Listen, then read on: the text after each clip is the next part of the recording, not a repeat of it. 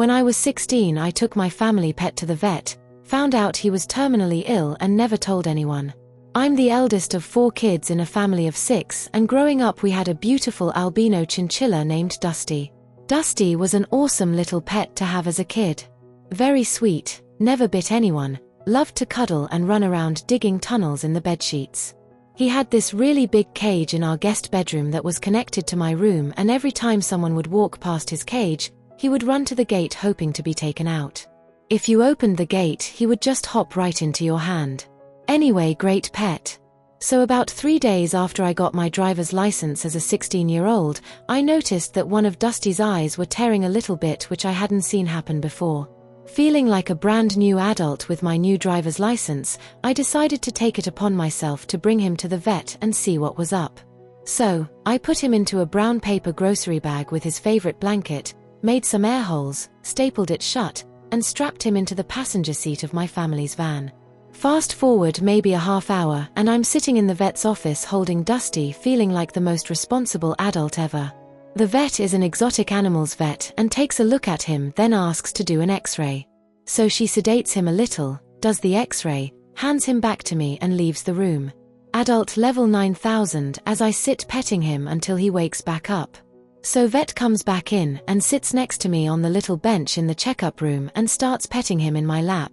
She's telling me how wonderful he is and how lucky I am to have such a great little pet, asking me my favorite memories of him, all this. So we are talking, and finally I ask her something like, okay, so how much do chinchilla eye drops cost, because I've got to get going, and she smiles gently saying something like, I wish eye drops could fix this. She gives me a hug and starts to explain. Dusty was not bred responsibly and had some kind of internal deformity involving the roots of his teeth putting pressure on his eyes and brain. This would eventually cause an early death.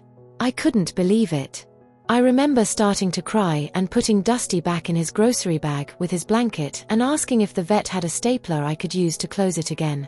I paid cash to the receptionist from my babysitting money and got into my car crying all the way home. When I got home, I sat in the car for a while in the garage trying to gather myself as Dusty chewed on his bag.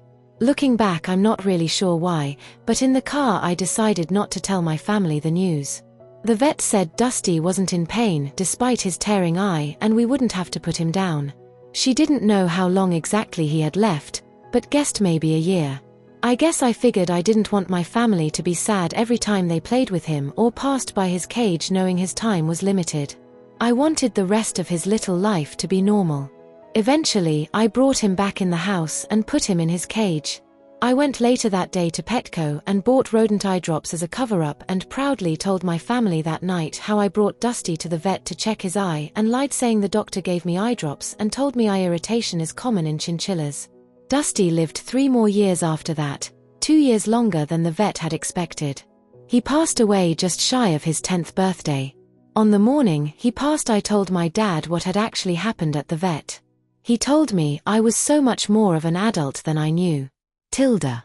Edit. Thank you all for all the support, stories, and kind words.